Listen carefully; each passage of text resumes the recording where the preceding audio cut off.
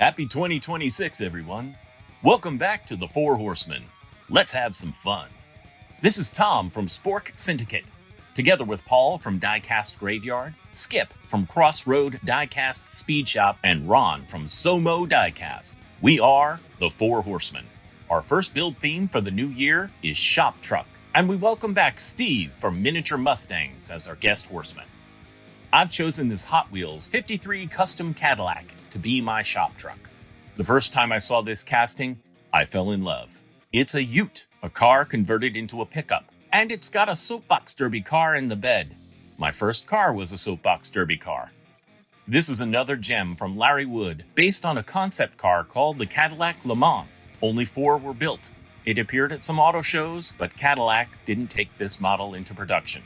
However, the genius that is Larry Wood brought this concept into reality in ways GM couldn't imagine. When someone says shop truck, most people think of a workhorse pickup that's flipped its odometer a baker's dozen times, a scratch and dent reliable soldier that is beautiful in the eyes of those that drive it every day. Shop trucks come in all sizes and shapes, but they're usually older models. And when it comes to customizing a shop truck, you can lift it, slam it, paint it pretty, or rat rod it out. The things custom shop trucks have in common are a performance suspension, sexy rubber and rims, and something far from stock under the hood. My build will focus on a single word: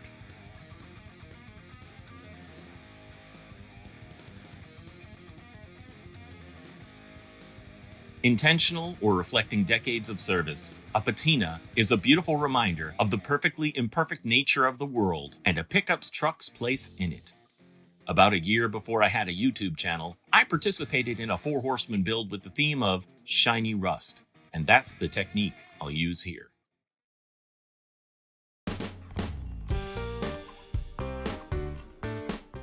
To get started, I gotta crack the casting open.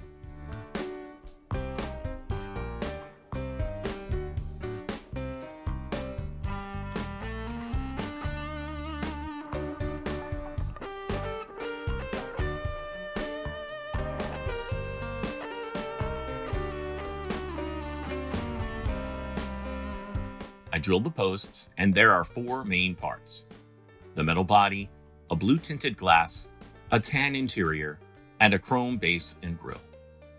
Gotta get rid of those plastic wheels. I'm gonna put on a set of chrome 5-spokers to hint at a hidden performance package under all the rust. I'm going to slam this to the ground, which means the base needs some sanding.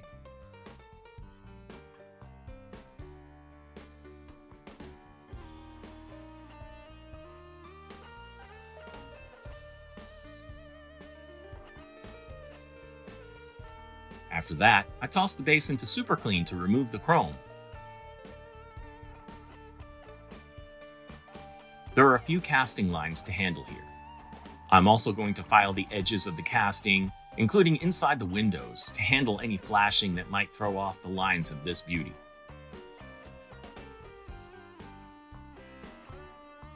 I intentionally do things out of order. The sanding attachment helps blend the file marks a bit, but I stay the course with steel wool to make sure the casting is as crisp as possible to receive paint.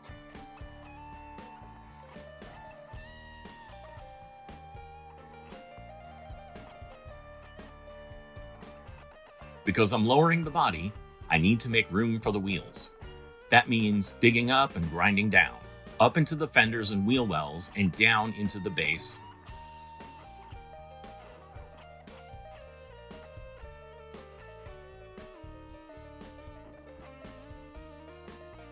Darn.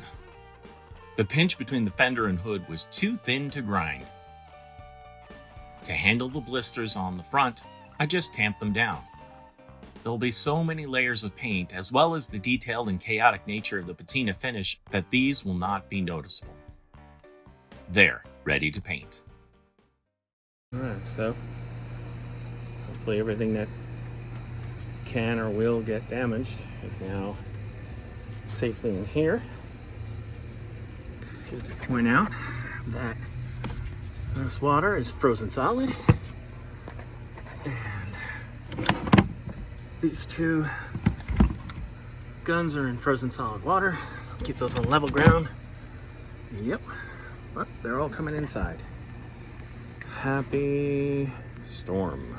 3 days later.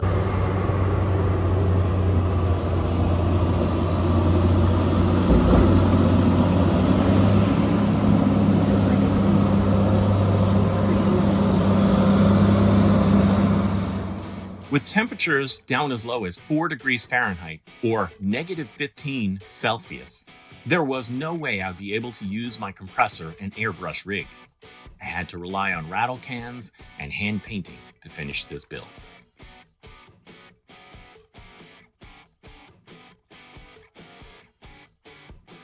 I started with a matte black primer.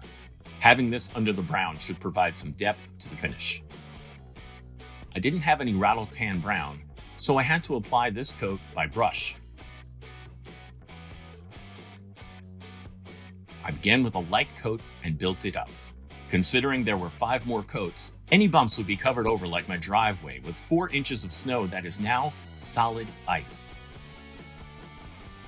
Look at it! Look at it! Ah, ah, ah.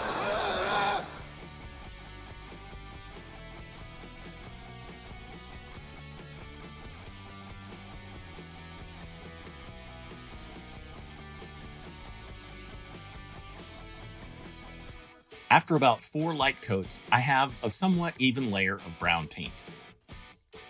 I didn't get any pictures of the white base coat. I just know that I was hanging out my side door, dodging sleet, with whatever I was painting in one hand and the rattle can in the other.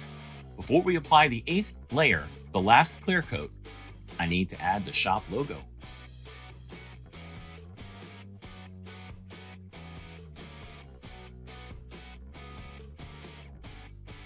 My palette ranges from 1000 to 5000 grit sandpaper. I start with the 5000 grit. In hindsight, I should have stayed there. That first corner notch of rust took almost 10 minutes.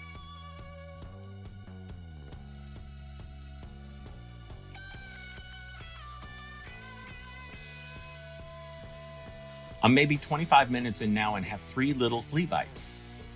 They look good, but I was getting impatient. I switched to 3000 grit sandpaper to hopefully speed things up.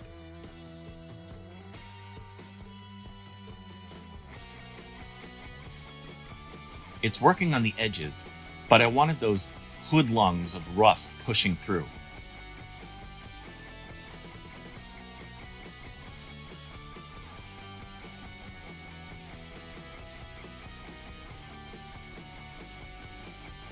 I progressed to rougher and rougher sandpaper, all the way down to 1000 grit. Then I moved to 800 grit. That was a little too coarse for this build.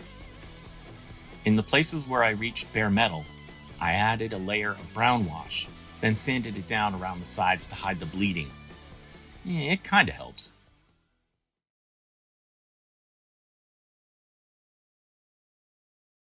Paulie did the prep work, and he had this wonderful system for doing the garlic. He used a razor, and he used to slice it so thin that it used to liquefy in the pan with just a little oil. It's a very good system. I had leftover round headlamp decals from my VW Bus RV build last year that were a good match for the Caddy.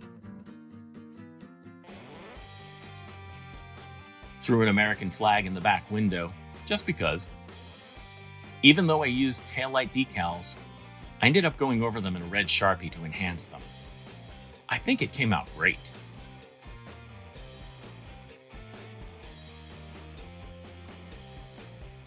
So there's the wheels, and there's a wood bed for the pickup still to be done. While I wait for the 9th layer, a final clear coat over the patina treatment to dry, I get to work. I run a used axle through my axle tubes and use a hobby file to cut small holes near the ends for glue. This allows me to lock the axles in without locking the wheels. The balsa wood I used for the bed floor was surprisingly thick for this scale, which threw off some of my measurements.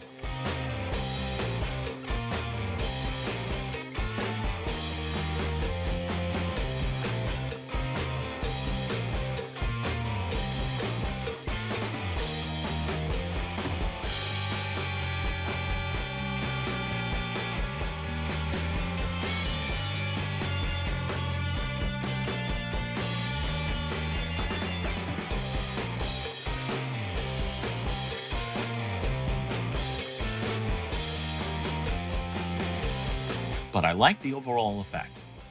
Plus, I needed something to cover the hole where the soapbox derby car used to be.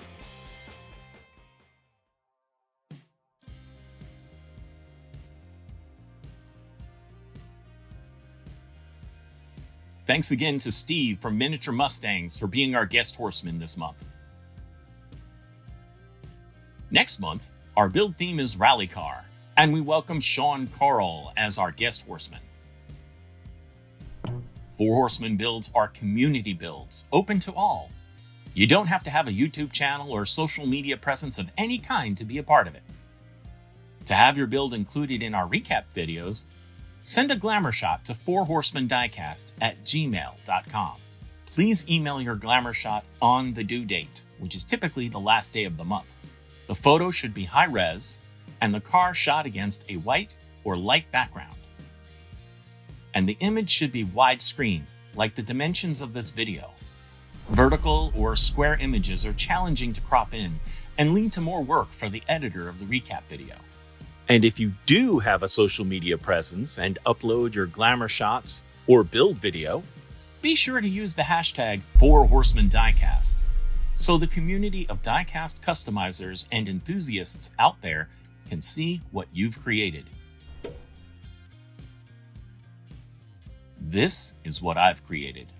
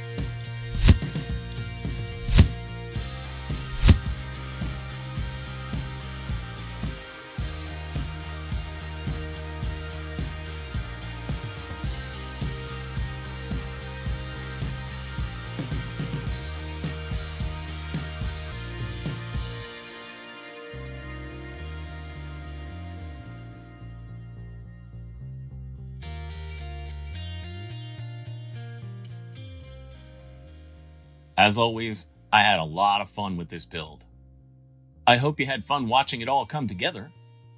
For the Four Horsemen, this is Tom. See you again real soon.